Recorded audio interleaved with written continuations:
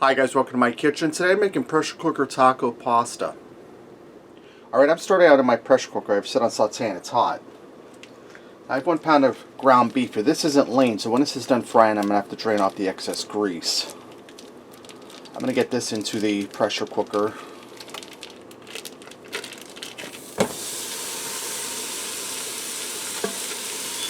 And I have 1 medium onion I diced up.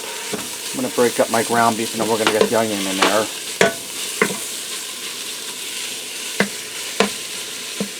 Now I have a ground beef masher to break the ground beef or hamburger, we call a hamburger around here, up really small.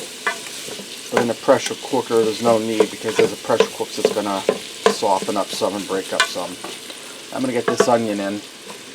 And I'm going to allow my ground beef to brown up and the onion starts to turn translucent and get soft. Okay, now that my ground beef is browned up, my onions are cooked through and soft. I turn this off right now. I drain the excess grease off. I'm going to add in a 15-ounce can of black beans that I rinsed and drained.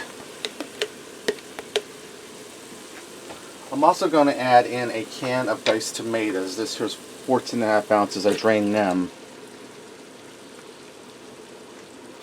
I'm going to add in 2 1/4 cups of chicken broth, and this here's a 4-cup container, so I'm just going to eyeball it.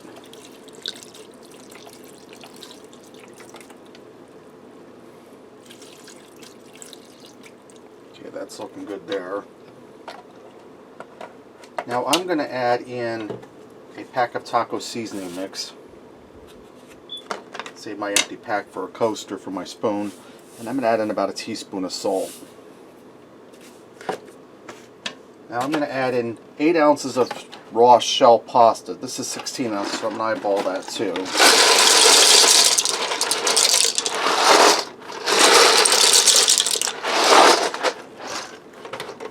Alright, I'm going to give this a stir to get everything all mixed together.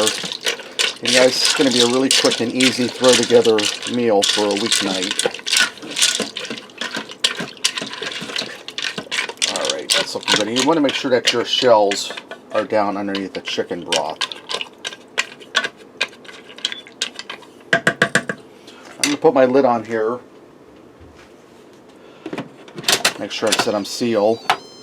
I'm going to set this to pressure cook for 1 minute. After the 1 minute, I'll allow it to sit for 10 minutes. And then when the 10 minutes are done, or up, and it's done doing its natural release of pressure, I'll release the remaining pressure manually. Alright, I let this do that natural release for 10 minutes, and I released the remaining pressure. I'm going to get in here and give this a stir. Everything's looking good and tender. Now there's a little bit of liquid left in there, but I'm going to let this sit just for a minute, and that pasta will drink that up.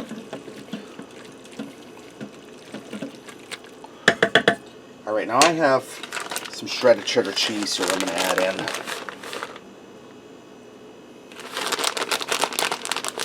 I'm going to add in about 1.5 cups. You can also use taco cheese if you like. I'm going to stir that in.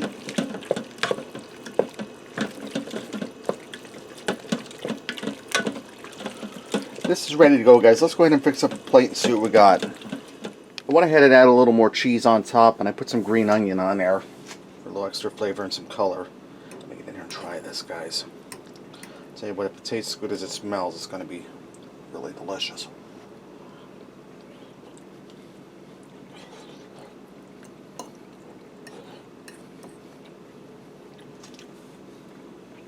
It's cheesy, pasta's tender. I'm going to have to try that. It has that good classic taco taste.